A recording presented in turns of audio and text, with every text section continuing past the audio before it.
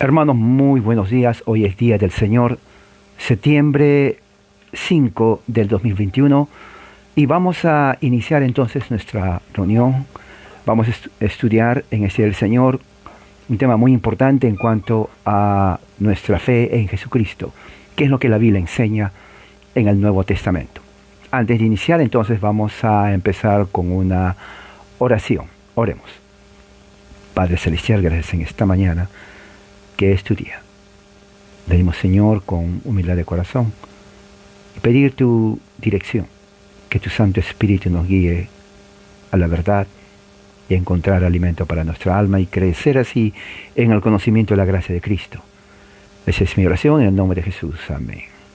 Muy bien, hermanos, entonces vamos a iniciar nuestra reunión. Vamos a estudiar las Escrituras para el bien de nosotros, para el fortalecimiento de nuestra fe cristiana. Vamos a abrir la Biblia en el libro de Mateo, capítulo 1, versículo 1. Vamos allá, Mateo 1.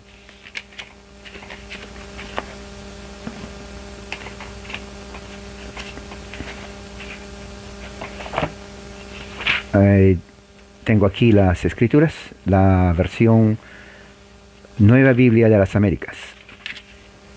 Dice así, Mateo 1:1. Libro de la genealogía de Jesucristo, hijo de David, hijo de Abraham. Y versículo 2, Abraham fue padre de Isaac, Isaac de Jacob, Jacob de Judá y de sus hermanos. Judá fue padre de Fares y de Sara, cuya madre fue Tamar. Fares fue padre de Esrón y Esrón de Aram. Aram fue padre de Aminabad, Aminabad de Nazón, Nazón de Salmón. Salmón fue padre de Booz, cuya madre fue Rahab. Booz fue padre de Obed, cuya madre fue Ruth. Y Obed fue padre de Isaí. Isaí fue padre del rey David. Y David fue padre de Salomón, cuya madre Betsabé había sido mujer de Urías. Salomón fue padre de Roboam, Roboam de Abías, Abías de Asa. Asa fue padre de Josafat, Josafat de Joram, Joram de Usías. Usías padre de Jotam, Jotam de Acaz, Acaz de Ezequías. Ezequías fue padre de Manasés, Manasés de Amón, Amón de Josías. Josías fue padre de Jeconías y de sus hermanos durante la deportación de Babilonia. Después de la deportación de Babilonia, Jeconías fue padre de Salatiel y Salatiel de Zorobabel. Zorobabel fue padre de Abiud, Abiud de Eliaquín, Eliaquín de Azor, Azor padre de Sadoc, Sadoc de Aquín y Aquín de Eliud. Eliud fue padre de Eleazar, Eleazar de Matán y Matán de Jacob. Jacob fue padre de José, el marido de María, de la cual nació Jesús, llamado el Cristo. Entonces, prácticamente hemos leído la genealogía que Mateo pone para nosotros en cuanto a la descendencia de Jesucristo, que desciende directamente del rey David y del rey David de Abraham. Entonces es muy importante porque desde el principio del Nuevo Testamento nos enfrentamos con el nacimiento de Jesucristo. Esto es muy importante para entender nuestra fe en realidad. Si el nacimiento de Jesucristo es puesta en apenas abrimos el primer capítulo de Mateo, nos enfrentamos al nacimiento de Jesús, hijo de David, hijo de Abraham, en Mateo 1, ¿no? Cuando dice hijo de David, hijo de Abraham. Fíjese esa parte muy importante, ¿no? Si tiene su marcador, márquelo, porque eso es exactamente todo lo que es los evangelios, cuando los judíos se dirigen a Jesús de esa forma, bajo el título de hijo de David, hijo de Abraham. Luego en el versículo 2 en adelante, entonces lo que hace Mateo es ponerlo en una forma más específica. Pero miren el título, hijo de David, hijo de Abraham. Cuando usted lee la Escritura, usted tiene que leer no bajo el contexto de nuestra cultura. Primeramente, ellos nunca hablaron español, y si hubieran hablado español, no fue el español ahora, totalmente evolucionado, cambiado, modificado, manipulado, abusado y totalmente mal hablado de lo que fue el original.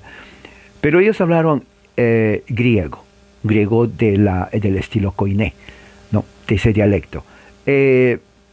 Lo que está diciendo aquí prácticamente Mateo es cómo se le conocía a Jesús.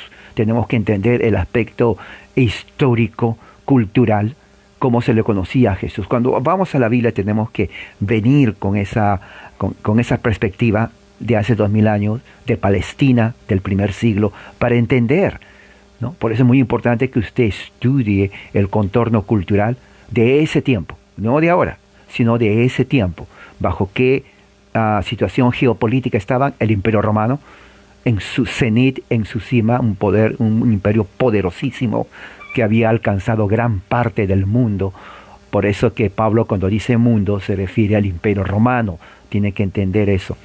Claro, teniendo en cuenta el contexto. Ahora, usted tiene la Biblia en su mano. Ellos no tenían la Biblia en su mano. Ellos se basaban en el Antiguo Testamento. Todo era Antiguo Testamento. Eso es lo que vamos a leer ahora, va a ser prácticamente lo que dice el Antiguo Testamento. En base a eso, los apóstoles predicaron. ¿Me entiende? O sea, era una fe enraizada hebraica. Entonces, la fe cristiana, basada en esa inferencia, se puede decir que es una fe totalmente antiguo testamentaria. Sí, sí lo es. Porque en ese tiempo los apóstoles no usaron nada de lo que se conoce hoy como Nuevo Testamento. No existió hasta siglos después. Ellos usaron solamente la ley y los profetas y los salmos. Entonces, una fe totalmente antiguo testamentaria. Antiguo testamentaria. El nacimiento hijo de David se hace eco gloriosamente del tema de la victoria. El tema es la victoria del Antiguo Testamento. Es una fe de victoria. ¿Por qué de victoria? Porque Cristo vence a la muerte. Eso lo vamos a ver más adelante. Mostrando que su primera venida da comienzo al cumplimiento de las promesas. Muchos dicen, ¿cuándo se cumplen las promesas? Se cumplió en la primera venida de Jesucristo. ¿Dónde lo vemos eso? Lo vemos en Lucas capítulo 1, versículo 46. Si usted abre la Biblia, ¿no? Su Biblia en Lucas capítulo 1, versículo 46. Estoy leyendo la versión Nueva Biblia de las Américas. Dice así, 1:46. Vamos a ver. 1:46 está aquí. Dice, entonces María dijo, mi alma engrandece al Señor y mi 56, a ver, espérese, ok, mi alma engrandece al Señor y mi espíritu se regocija en Dios mi Salvador. Dice, porque ha mirado la humilde condición de esta su sierva, pues desde ahora en adelante todas las generaciones me tendrán por bienaventurada. Porque grandes cosas me ha hecho el poderoso. Santo es su nombre, de generación en generación es su misericordia para los que les temen. Dice allí, para los que les temen. Ha hecho proezas con su brazo. Ha esparcido a los soberbios, ha quitado a los poderosos de sus tronos y ha exaltado a los humildes. A los hambrientos ha colmado de bienes y ha despedido a los ricos con las manos vacías. Ha ayudado a Israel su siervo para recuerdo de su misericordia, tal como dijo a nuestros padres y a su descendencia para siempre. Entonces eso dijo María, ¿no? Cuando le visita a Elizabeth, y el niño saltó en su vientre. María dice, mi alma engrandece al Señor y mi espíritu se regocija porque ha mirado la humilde condición de esta su sierva, pues desde ahora en adelante todas las generaciones la llamarán bienaventurada.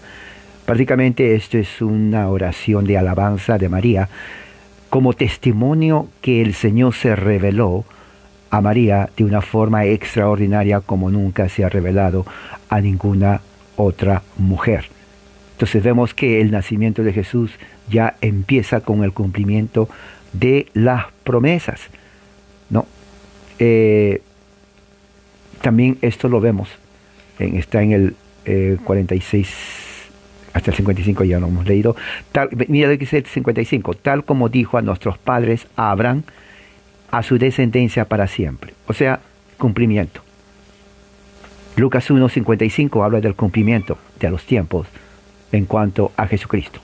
Hay otro texto muy importante que está en el mismo capítulo, versículos 68 al 79. Mira lo que dice.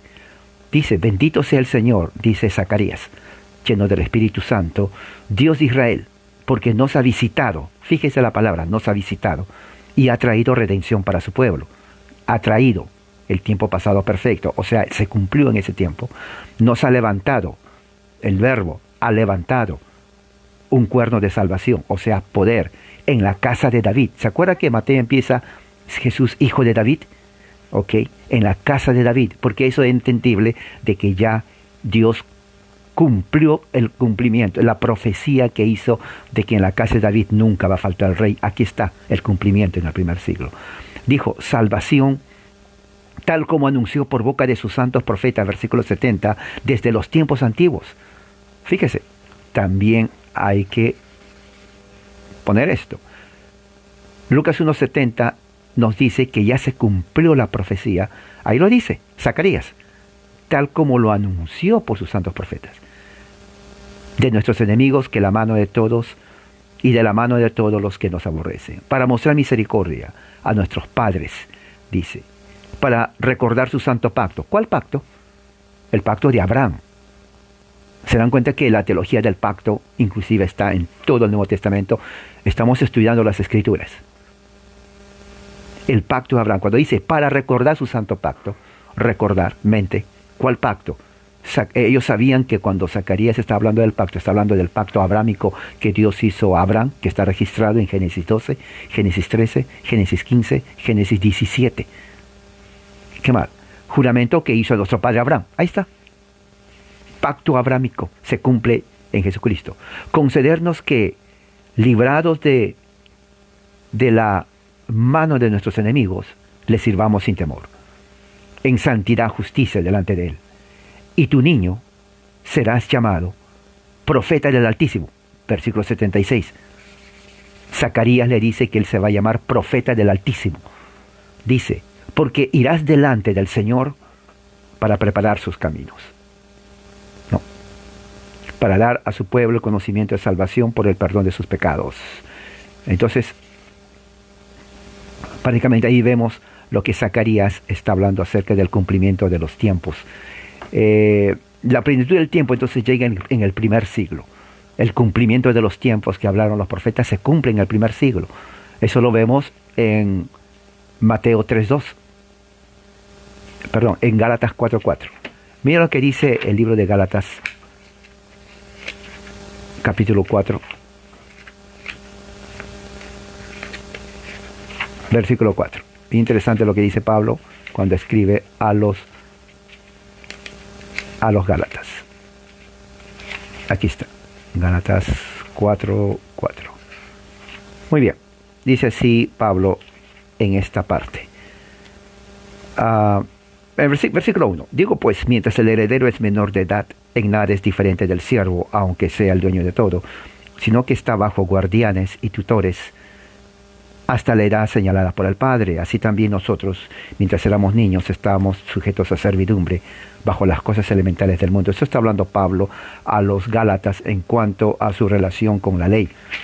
Versículo 4. Pero cuando vino la plenitud del tiempo, o sea, el cumplimiento, es lo que quiere decir.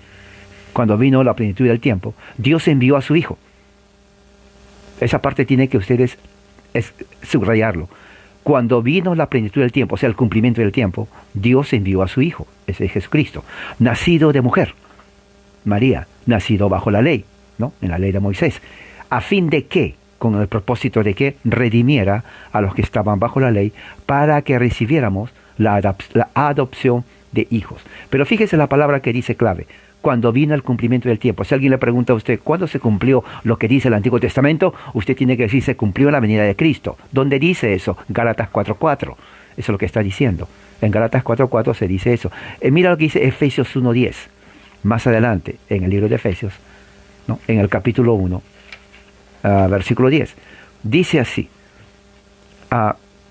empezando en el versículo 7, en Él, o sea, Cristo, tenemos redención mediante su sangre, o sea, sacrificio, el perdón de nuestros pecados. Quiere decir que no tenemos que hacer sacrificios con corderos en el templo, según las riquezas de su gracia. Ya estamos en la gracia, no en la ley, que ha hecho abundar para con nosotros. En toda sabiduría y discernimiento nos dio a conocer el misterio de su voluntad.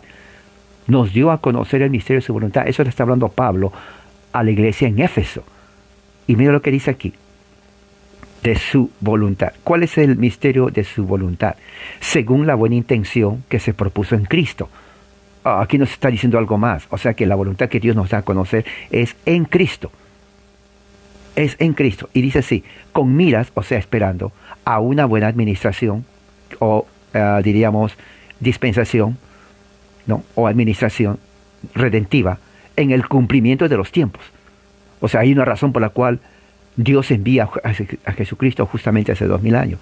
Dice, es decir, de reunir todas las cosas en Cristo. Fíjese, reunir todas las cosas en Cristo, tanto las que están en los cielos como las que están en la tierra. Pero mira lo que dice aquí. Dice, con miras a una buena administración en el cumplimiento de los tiempos. ¿Cuál es el cumplimiento de los tiempos? Ya hemos visto que en Gálatas 4:4 Pablo mismo dice que la venida de Cristo es el cumplimiento de los tiempos de los profetas. La venida de Cristo, ahí se cumple todas las profecías en cuanto a la venida de Cristo. Pero, ¿qué significa en cuanto a la venida de Cristo? Que cuando Cristo vino, fíjese lo que pasó. Dice, reunir todas las cosas en Cristo, las que están en los cielos y las que están en la tierra. O sea, todas las cosas están reunidas ya en Cristo. Eso tiene que entender. Lo dice ahí. ¿Dónde dice? Efesios 1:10. Subraye que en el cumplimiento de los tiempos, que fue en la venida de Cristo, Dios reúne todas las cosas en Cristo, tanto las que están en los cielos como las que están en la tierra. ¿Qué quiere decir eso? Versículo 11. También en Él hemos recibido la herencia abrámica, habiendo sido predestinados, Él preparó de antemano, antes de la fundación del mundo, según su propósito eterno, ¿no? De aquel que obra todas las cosas conforme al consejo de su voluntad. Él no pide consejo a nadie porque Él es Dios. Su consejo es eterno, sabio, incambiable. ¿Con el propósito de qué? Con el propósito de que fuéramos los primeros en esperar en Cristo, seamos para alabanza de su gloria. O sea, en todo eso se glorifica el Señor. Esto es algo muy importante. ¿Qué dice Tito 1, 2 y 3? La carta de Pablo a Tito. Tito 1, 2 y 3 dice así. Versículo 1. Pablo, siervo de Dios, apóstol de Jesucristo, conforme a la fe de los escogidos, Dios y el pleno conocimiento de la verdad, que es según la piedad, con la esperanza de la vida eterna. Mire, la cual Dios, que no miente, mire lo que dice, prometió desde los tiempos eternos, y a su debido tiempo manifestó su palabra por la predicación que me fue confiada, conforme al mandamiento de Dios nuestro Salvador. Ahora, bien interesante, pero mire lo que dice el versículo 2. Prometió desde los tiempos eternos. Marque la palabra prometió, o sea, se cumple. Y Dios elige, Jesús se presenta a Pablo cuando iba camino a Damasco a agarrar a los cristianos, y le dice, tú eres instrumento para mí, porque yo te voy a usar para que des testimonio, te vayas donde reyes, ¿no? Donde vayan principados, judíos y gentiles, a dar testimonio de mi nombre, y para que sepas lo que significa sufrir a causa mía.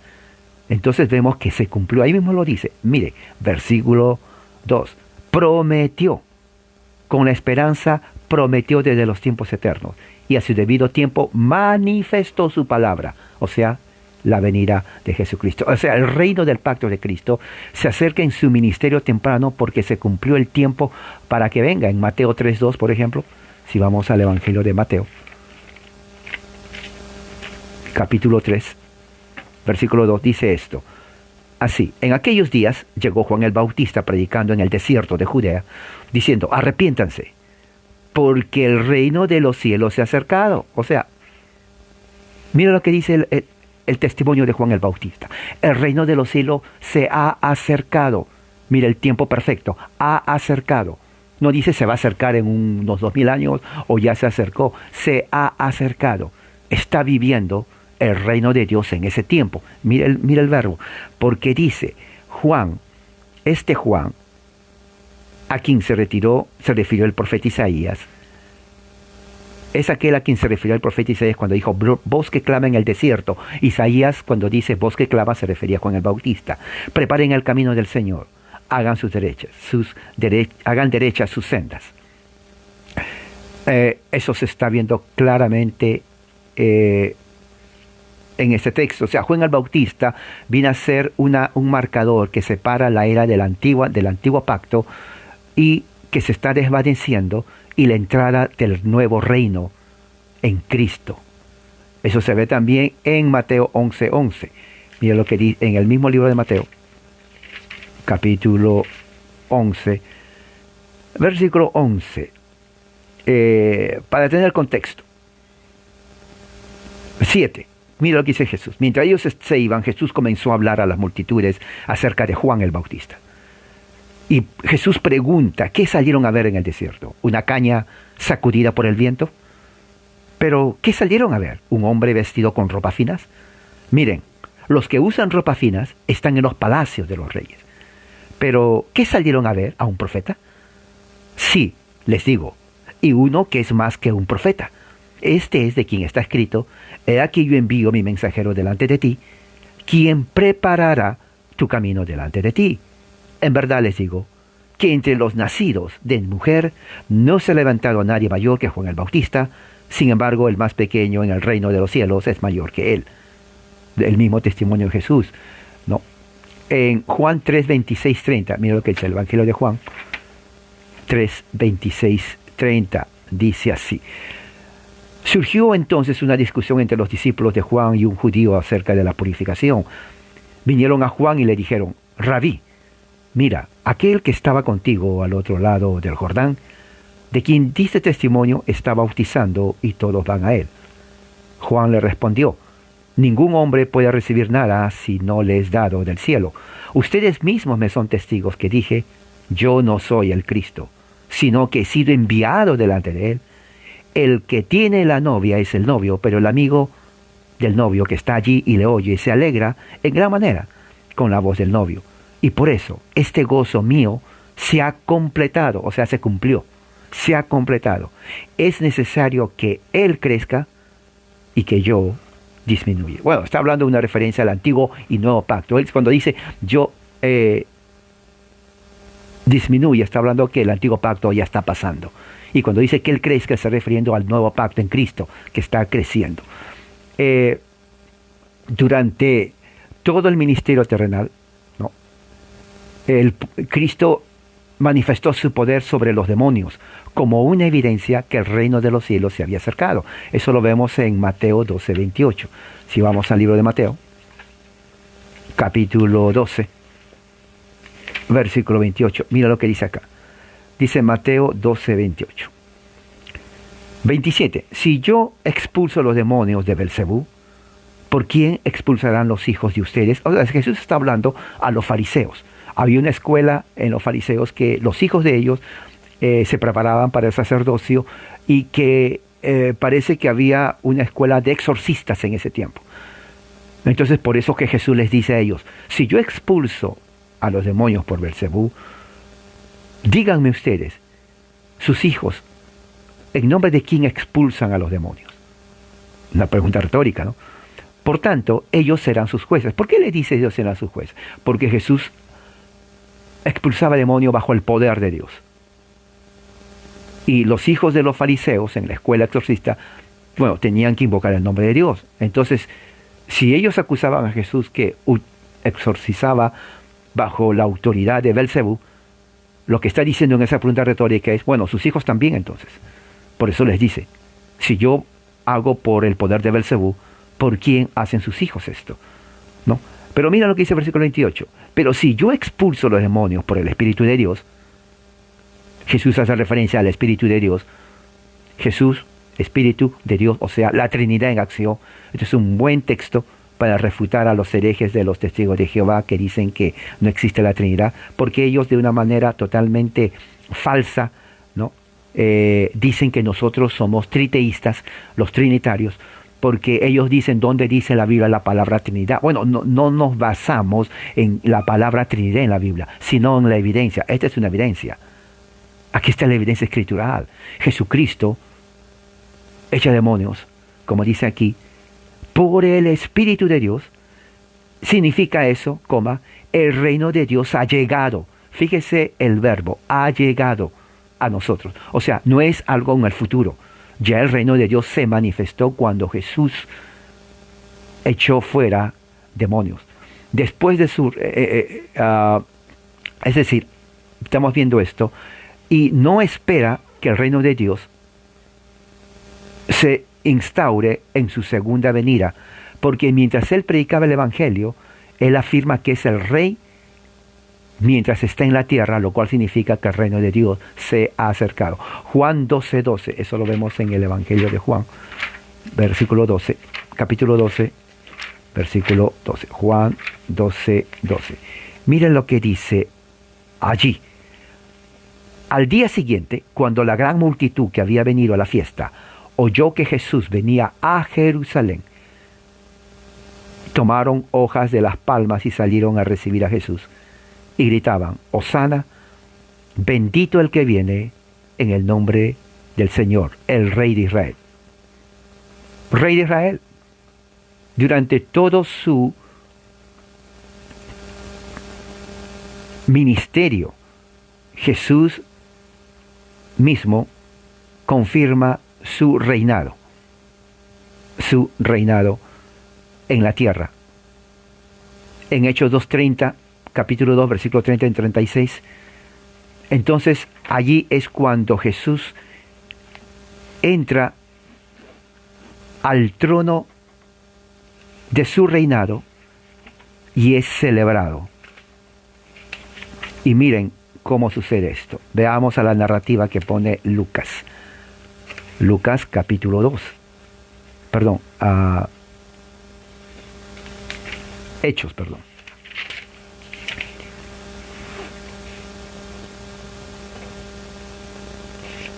Cuando Pedro hace su primer sermón, Hechos 2:29.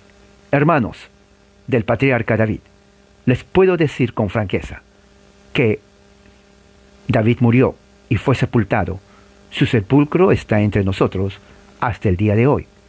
30. Pero siendo profeta y sabiendo que Dios le había jurado sentar a uno de sus descendientes en su trono. 31. Miró hacia el futuro, David, y habló de la resurrección de Cristo, que ni fue abandonado en el Hades, o sea, en las partes bajas de la tierra, ni su carne sufrió corrupción. 32. A este Jesús resucitó Dios, de lo cual todos nosotros somos testigos. 33. Así que, exaltado a la diestra de Dios, mire, exaltado, mire el verbo, exaltado, pasado, y habiendo recibido, fíjese el verbo presente continuo, perfecto, habiendo recibido del Padre la promesa del Espíritu Santo, Él, Jesús, ha derramado, tiempo pasado, esto, la manifestación del Espíritu, que ustedes ven y oyen. Porque David no ascendió a los cielos, sino que él dice: Dios el Señor, dijo el Señor a mi Señor, dos señores, siéntate a mi diestra, hasta que ponga a tus enemigos. El Señor le dice al otro Señor: siéntate a mi diestra, referencia a la Trinidad.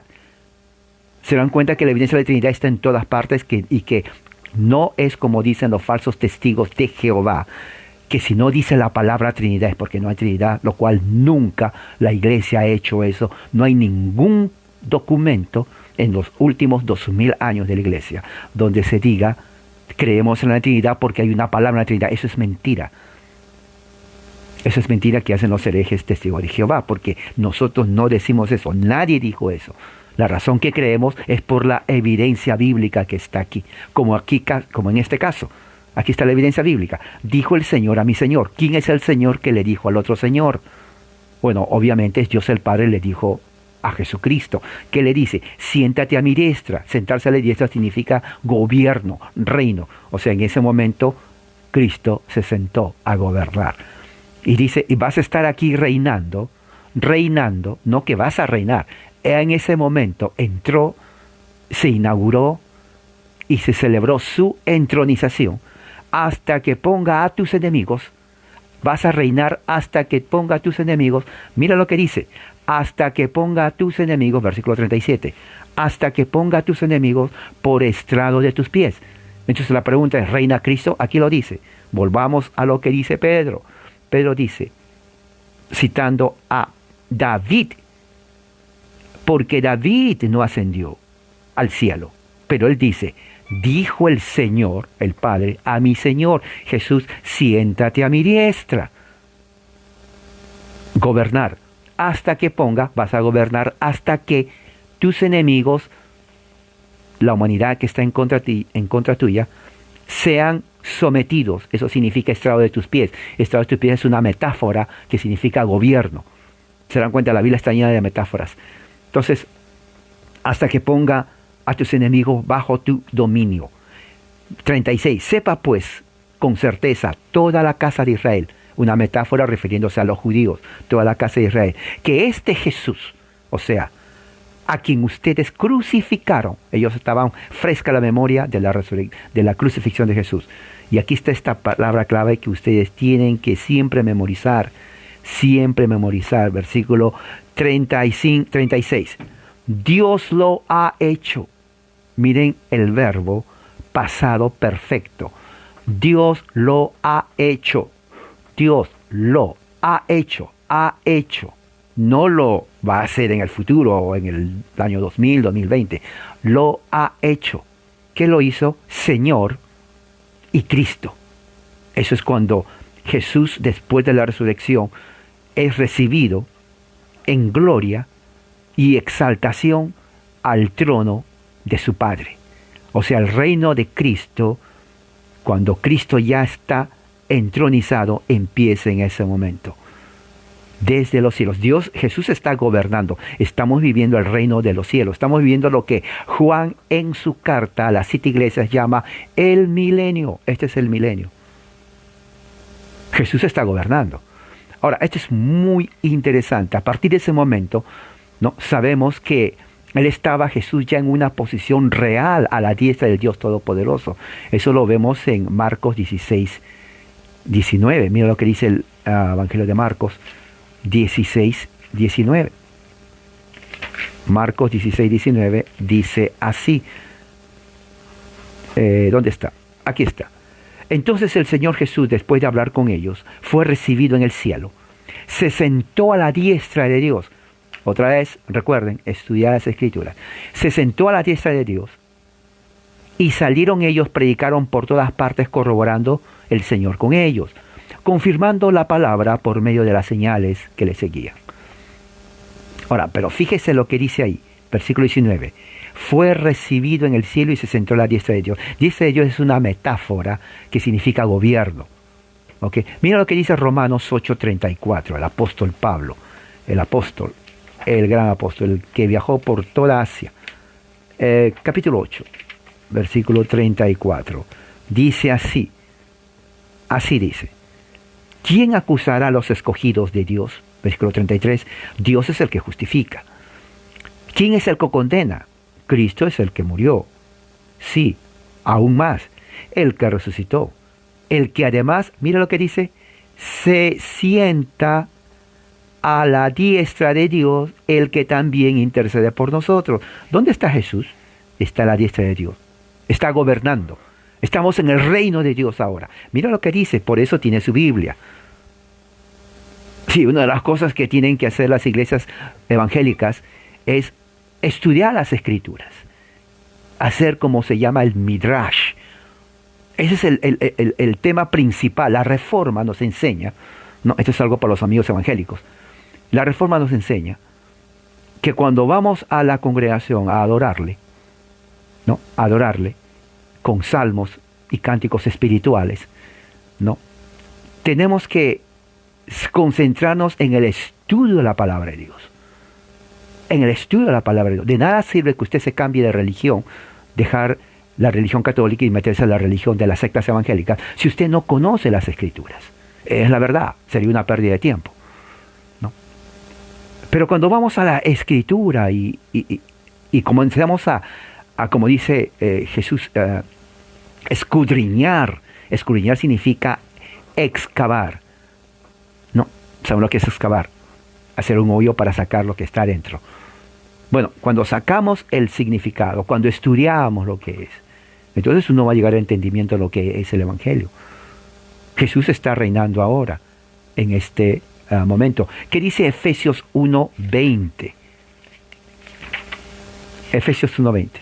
Bueno, vamos a Efesios 1:20, que es lo que dice. Dice así, Efesios 1:20, ese poder, versículo 19, perdón, el 18, para tener el contexto. Mi oración es que los ojos de su corazón les sean iluminados, metáfora, para que sepan cuál es la esperanza de su llamamiento, cuáles son las riquezas de la gloria, de la herencia en los santos, y cuál es la extraordinaria grandeza de su poder para con nosotros, los que creemos, fe, conforme a la eficacia de la fuerza de su poder. 20. Ese poder obró en Cristo, el poder de Dios, mire, cuando lo resucitó de entre los muertos, y mire lo que dice, y lo sentó a su diestra. Otra vez, el poder que resucitó en Cristo opera en nosotros. Ese poder resucitó a Cristo y lo sentó a la diestra del Padre en los lugares celestiales, muy por encima de todo principado, autoridad, poder, dominio y de todo nombre que se nombra no solo en este siglo, sino en el verdadero.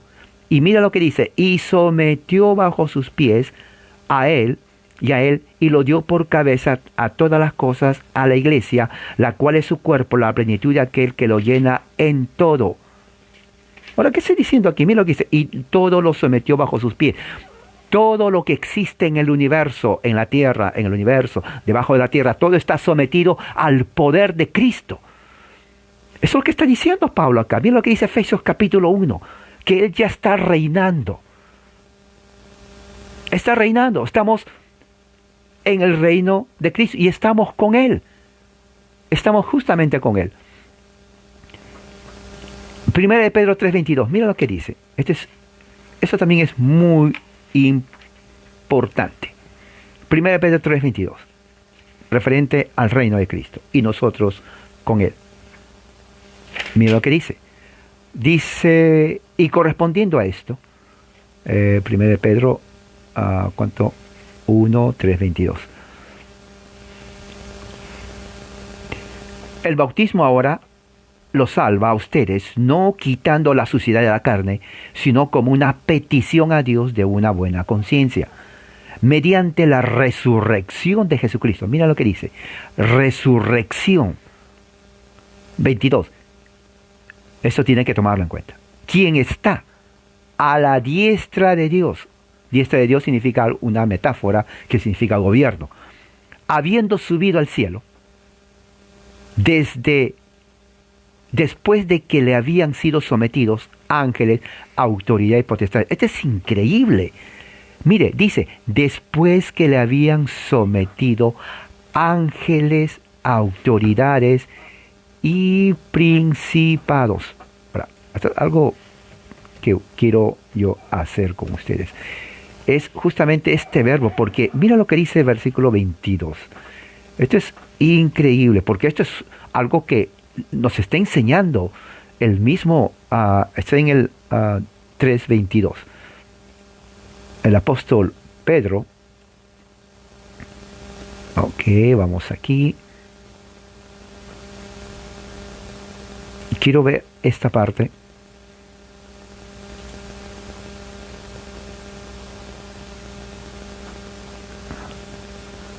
Ok, muy bien, aquí está. Primera de Pedro 3:22. Dice así en el original griego,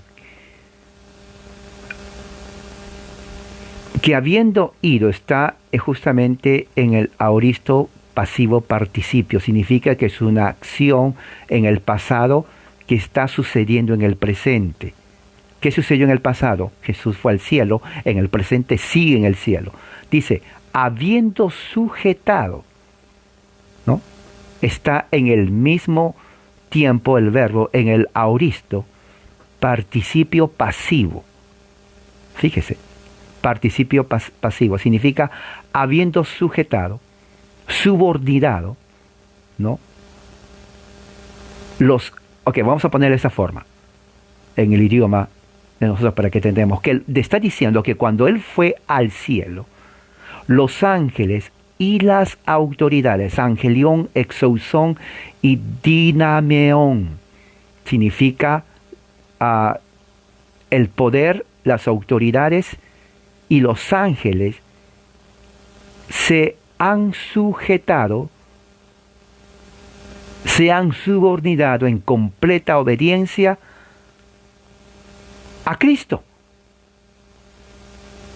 O sea, el tiempo mismo de los verbos que utiliza Pedro está diciendo que ahora que Cristo está reinando, el reino de Cristo es ahora, las autoridades, los poderes y los ángeles se han sometido a Él.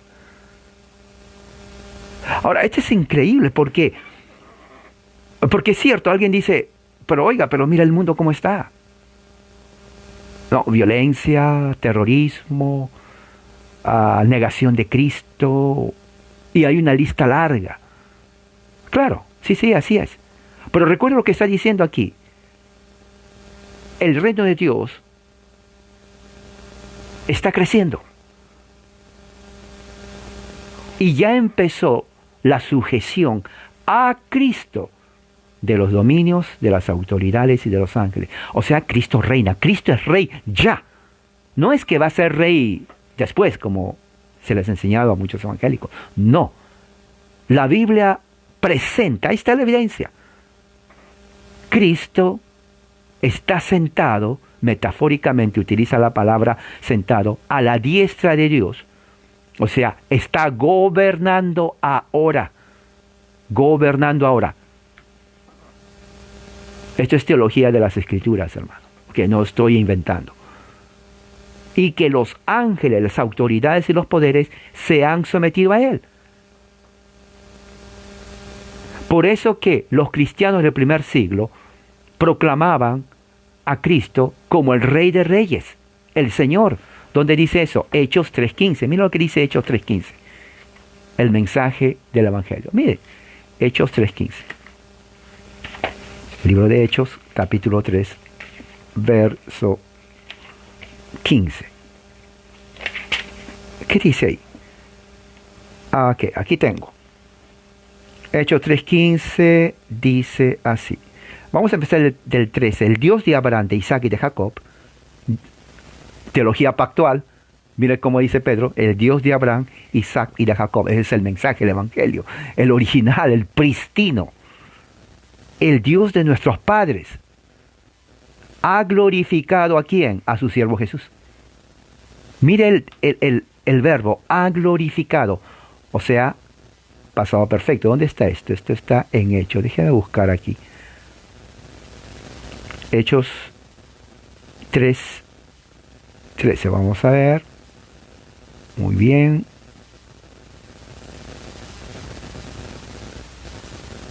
Hechos 3:13.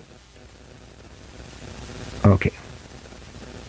El Dios de Abraham, de Isaac y de Jacob, el Dios, 3 veces menciona, el Dios de los padres de nosotros, ha glorificado, ¿no? Está en el aoristo indicativo activo. ¿Qué quiere decir? Que Dios hace la acción de glorificar a su siervo y pone paida de él, Jesús. Paida significa niño, pero lo traducen como siervo. En realidad tiene que decir literalmente, Dios ha glorificado, ha exaltado a su niño, así lo pone de niño, ¿no? Eso es lo que escribe Lucas, a su hijo, de él, Jesús, ¿no? Ahí dice, de quien ustedes se entregaron, repudiaron en presencia de Pilatos, ¿no? A los judíos, cuando éste había resuelto poner a Jesús en libertad. O sea, Pedro les está diciendo la verdad que les duele a los judíos, que le entregaron, le repudiaron, lo negaron delante de Pilatos, cuando éste quiso poner en libertad. Por eso que Juan lo llama a Jerusalén, le dice la madre de las rameras, porque realmente traicionó a su esposo, que era Dios, que era Jesús, que era el Padre.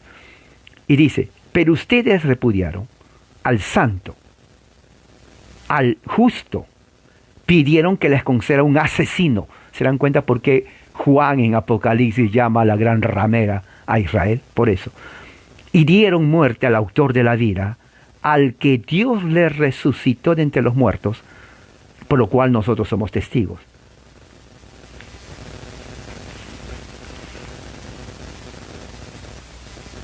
Y dice más abajo, En el versículo 22, Moisés dijo, el Señor Dios le levantará a ustedes un profeta como yo de entre ustedes, a él van a prestar atención, ¿no? Todo cuanto les diga. Y mira lo que dice el versículo 25, y ustedes son los hijos de los profetas y del pacto que Dios hizo con sus padres al decir a Abraham, en tu simiente serán benditas las familias de la tierra. Se cumple en Cristo. Gálatas 4:4. Pablo lo dice, en el cumplimiento del tiempo. Aquí lo dice. Para ustedes, en primer lugar, Dios habiendo resucitado a su siervo, no, a su siervo, a su hijo, lo ha enviado para que los bendiga, a fin de apartar a cada uno de ustedes de sus iniquidades. En otras palabras, lo que está diciendo aquí es que Cristo es el cumplimiento. Este es el mensaje de los apóstoles desde el primer momento que comenzaron a predicar el Evangelio. ¿Qué dice en el capítulo 17? No. Versículo 7 de Hechos. Hechos 17:7. ¿Qué dice? Dice así. Vamos a ver. 17:7 dice,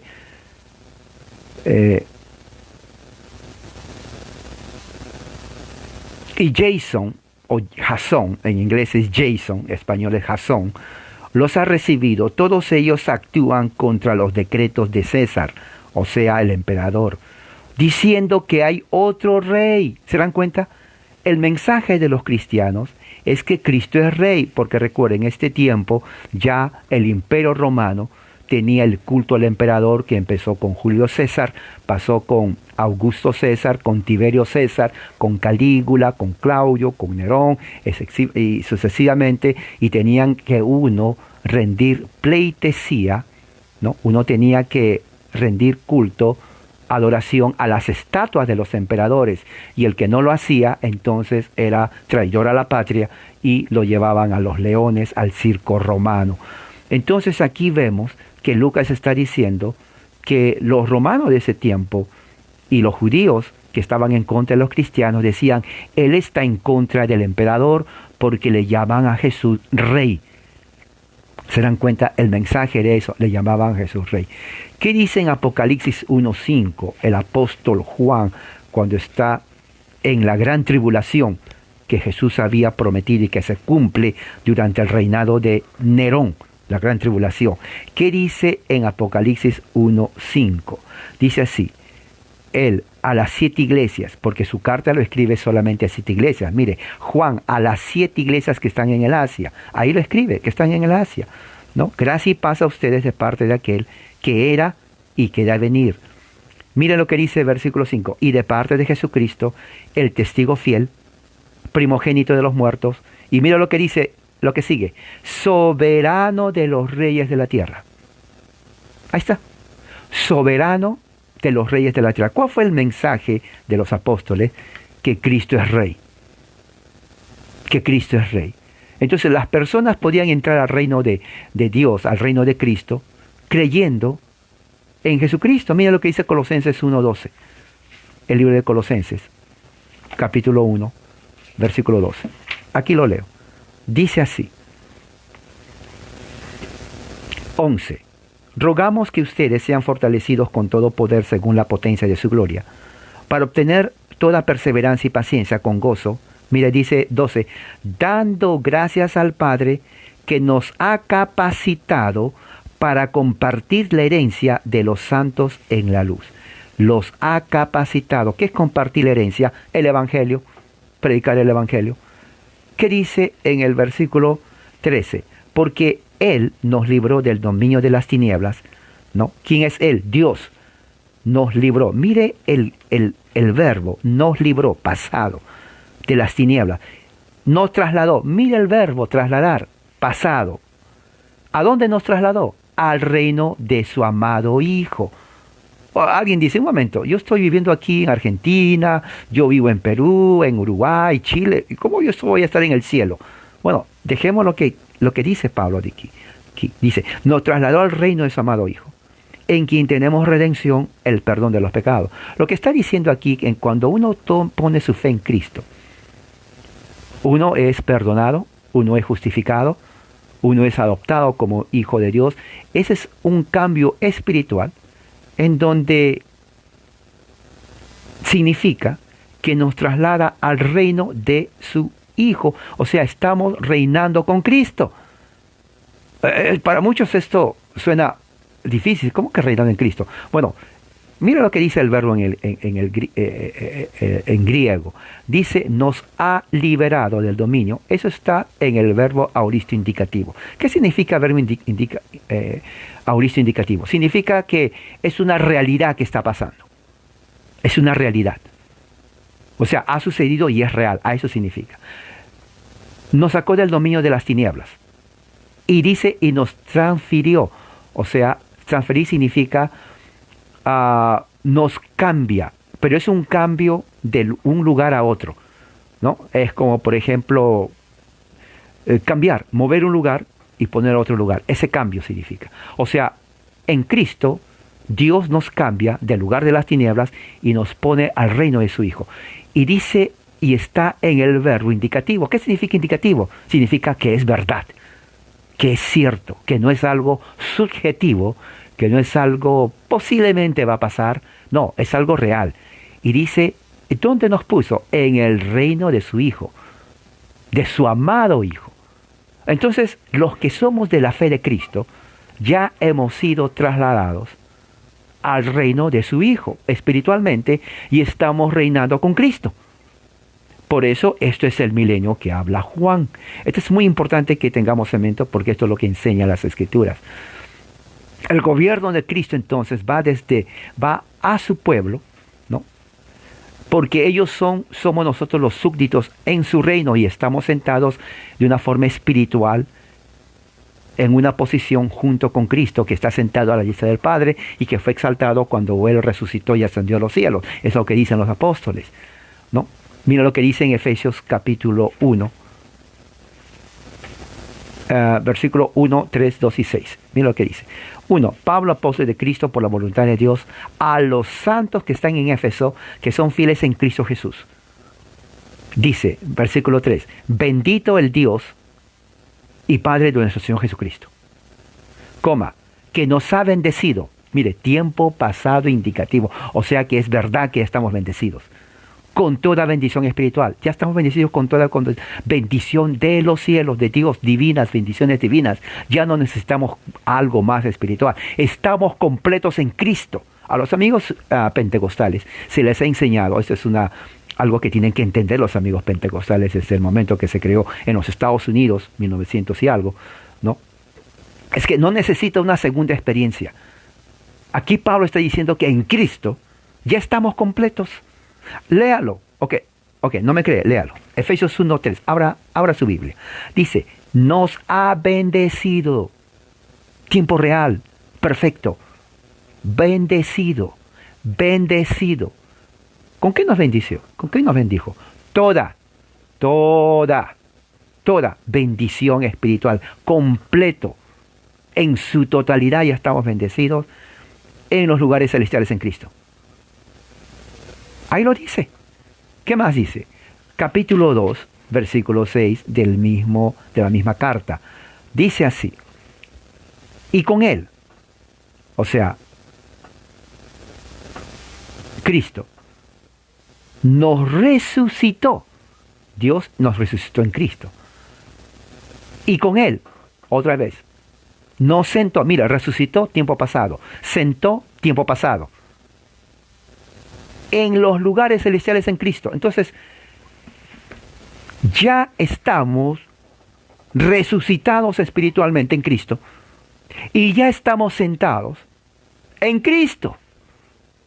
No es que vamos a esperar en el futuro a ver qué pasa. No es que a ver qué pasa.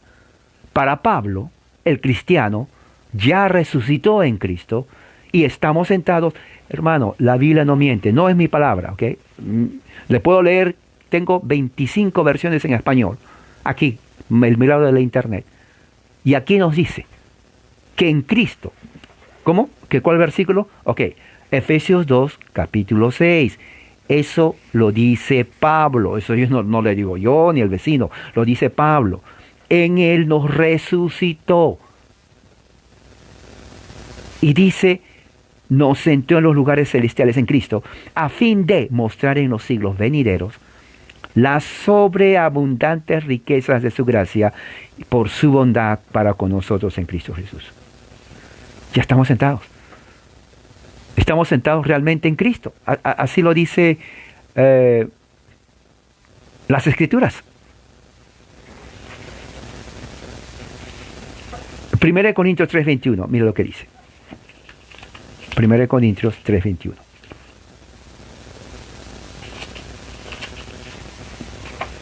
Primero Corintios 3:21 dice así. Dice, así que nadie se jacte en los hombres, porque todo es de ustedes. Pablo era tremendo, ¿eh?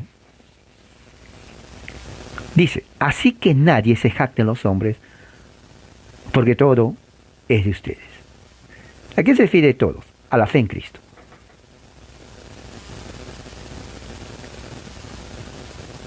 A la fe en Cristo. Cuando se destruye el templo de Jerusalén en el año 70, los judíos enloquecieron, porque el templo es la vida, fue el centro de la vida del judaísmo. Si no hay templo, no hay sacrificio, no hay ceremonias, no hay nada. Tiene que entender usted eso. Mateo 23:38, Jesús dice, tu casa es desolada, le dice a los líderes judíos, fariseos, doctores de la ley, escribas, porque lo rechazaron a él. Y Mateo 24 viene a ser prácticamente las señales de la destrucción de Jerusalén. Jesús lo dijo en el año 30, para el año 70 son como 40 años. La gente decía, ¿cuándo será el cumplimiento de su profecía? ¿Se acuerda que Pedro dice así, que los mofadores se reían y decían, ¿cuándo será lo que él decía que va a venir? Bueno, claro, 40 años es bastante, ¿no? Relativamente.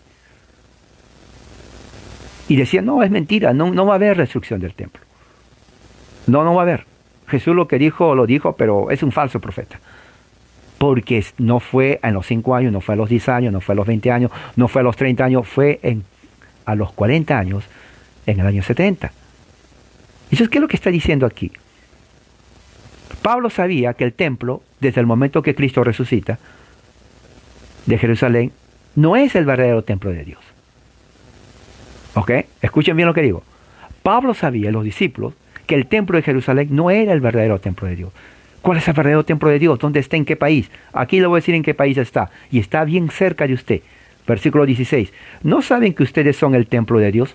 Ese es el templo de Dios. No está en Jerusalén, no está en Roma, no está en Nueva York, Buenos Aires, Santiago de Chile. No está ahí. Nosotros somos el templo de Dios. Y dice, y el Espíritu de Dios habita en ustedes. ¿Por qué dice eso él? Porque en el lugar santísimo del templo estaba la presencia de Dios. Por eso todo el sacerdote solamente entraba y nadie más entraba. Pero cuando Jesús dice en Mateo 23:38, a partir de ahora tu casa es dejada, abandonada, lo que está diciendo, ya no está Dios en Jerusalén. Fíjese, el Espíritu de Dios ya no está en Jerusalén. El templo es otra estructura más. No tiene valor. Todos sus sacrificios que hace ya no tiene valor. Pueden matar para comer, pero Dios no va a aceptar esos sacrificios. Oiga, cuando hacían la fiesta de la Pascua, Jerusalén se llenaba. Todos los sacerdotes que estaban ahí matando, sacrificando corderos y ovejas, se llenaban literalmente de sangre de cabeza hasta los pies. Todo el templo, el patio, se llenaba de sangre, rojo, cantidad. Oiga, eran miles y miles de ovejas. Miles. Muchos decían que pasaba inclusive el 1.000.000, claro, por la población. El olor a sangre de carnero, de oveja, se sentía en toda esa área de Judea. ¿No? Las aves de rapiña volando ahí, los coyotes, los lobos, por el olor a sangre de animal. Porque, y no solamente le tenían que matar, tenían que abrirlo. Y usted sabe, ¿usted ha visto un carnero, una oveja? Yo lo he visto, son grandes. Y no tenían que traer un carnero flaco. Oiga, tenía que ser gordo y pesado. Tal vez muchos pesaban con 200, 300 libras. Carnero, oveja. Se imagina, eso es una. Se imagina 900.000 ovejas. Mucho trabajo físico, mucho trabajo físico, realmente. Aparte que uno se llena de sangre, matando, olor a sangre de animal, cortarlo por la mitad, sacarle las entrañas, sacarle todo, los intestinos y lo demás. Yo quiero que entienda eso, o haga YouTube, o vea a alguien cuando haga un sacrificio, para que se dé cuenta lo que hicieron en el templo. Bueno, Jesús dice, ya no sirve eso. Ya no sirve, Dios no tiene. ¿Por qué? Porque el Espíritu de Dios se va. ¿Y a dónde se va a ir? Mira lo que dice Pablo. Ustedes son ahora el templo de Dios. Porque el Espíritu de Dios mora en ustedes. Si alguno destruye el templo de Dios, Dios lo destruirá a él. Ahora, aquí es interesante, porque el templo de Dios es destruido, o sea, Jerusalén literalmente por los romanos en el año 70. Sí, lo destruye, pero lo destruye porque el Espíritu de Dios salió de ahí. Ya había salido de ahí. Ahora el templo somos nosotros. Pablo empieza a predicar ese mensaje. Porque el templo de Dios es santo y es lo que ustedes son. Ahora, esto es interesante porque uno dice, bueno, entonces Dios castigó a los romanos porque los romanos destruyeron el templo. Pero en realidad ya hubo alguien más que destruyó el templo de los romanos. Fueron los mismos judíos. ¿Se acuerdan cuando Jesús entra al templo y dice, ustedes han hecho la casa de mi padre casa de ladrones? Dicho está, mi casa será casa de oración para todas las naciones. En el momento que hicieron de la casa del templo de Jerusalén de Dios, casa de ladrones, ellos destruyeron el templo. Los judíos destruyeron el templo antes que los romanos. La destrucción física no era tanto como la destrucción espiritual. Los mismos judíos, los doctores de la ley, los fariseos, destruyeron el templo mucho antes, décadas antes que los romanos hayan destruido el templo de Jerusalén. Por eso Jesús dice, Mateo 23:38, tu casa es abandonada. Tu casa es abandonada. Tu casa es abandonada. A partir de ese momento, todos los sacrificios no tienen valor. Los discípulos nunca sacrificaron un cordero. Si solamente iban a Jerusalén, al templo, era porque ahí estaba reunido la gente y predicarles el evangelio de Cristo. Cuando Jesús en su muerte vence al pecado y a Satanás, derrama su espíritu sobre sus fieles para el servicio del reino. ¿No se ve eso en Efesios 4:8? Mira lo que dice Efesios 4:8. Efesios 4:8 dice así. Dice así, Efesios 4:8. Por tanto dice, cuando ascendió a lo alto, llevó cautivo un gran número de cautivos y dio dones a los hombres. Esa expresión ascendió, ¿qué significa? Sino que él también había descendido a las profundidades de la tierra. El que descendió es también el mismo que ascendió mucho más arriba de todos los cielos para poder llenarlo todo. Y él dio a algunos apóstoles, profetas, a otros evangelistas, a otros pastores y maestros, a fin de capacitar a los santos para la obra del ministerio, para la edificación del cuerpo de Cristo, que todos lleguemos a la unidad de la fe, pleno conocimiento del Hijo de Dios, a la condición de un hombre maduro, a la medida de la estatura de la plenitud de Cristo. Prácticamente está diciendo cómo se edifica el reino de Cristo, se edifica en la iglesia local. Esto ha sido así por 2000 años. El cambio dentro del mundo evangélico, ellos introducen algo que nunca se hizo por más de 1800 años. Son conferencias, retiros, congresos entre ellos mismos, de evangelistas de ellos mismos. Pero en realidad ahí no hay edificación. Pablo está diciendo aquí que la edificación es en el cuerpo, en la iglesia local. Ahí está la edificación, porque él pone ahí justamente pastores y maestros. Dice eso, pastores y maestros.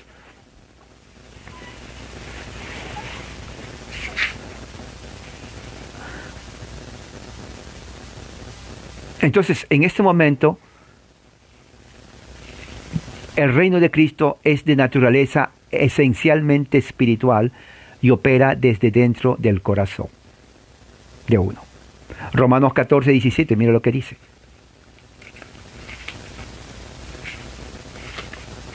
Romanos 14, 17. Dice así: porque el reino de Dios no es comida ni bebida. Pablo está diciendo eso.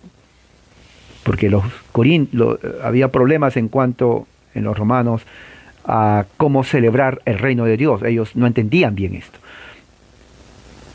Porque el reino de Dios no es comida ni bebida, sino justicia, paz y gozo en el Espíritu Santo. Porque el que de esta manera sirve a Cristo es aceptable a Dios, aprobado por los hombres. Ahora, ¿por qué dice comida y bebida?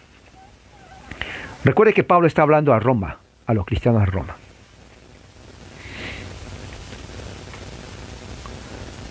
Roma se caracterizaba, o los emperadores romanos se caracterizaban, y bueno, toda la sociedad romana, por exceso en comida, exceso en bebida, y llevar una vida, digamos, sin restricciones éticas o morales.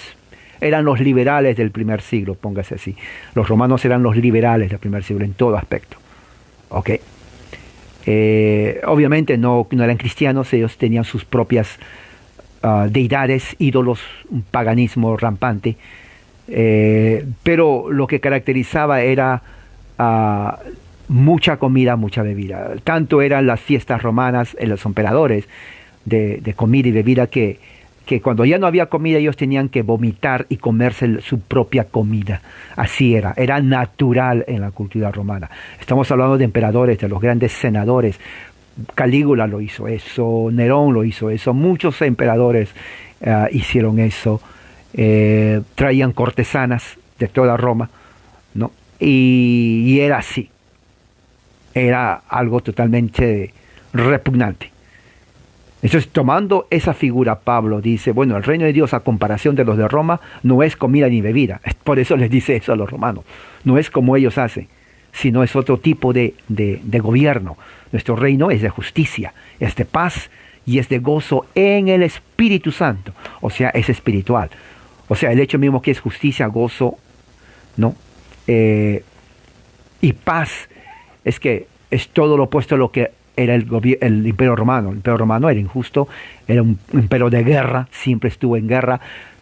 Siempre estuvo en guerra el Imperio Romano. No hubo momento de paz, sincera. Aún cuando eran momentos de paz, siempre estuvo en guerra. ¿Ok? Y gozo en el Espíritu Santo. O sea, ahí Pablo nos está diciendo lo que es el Evangelio del reino.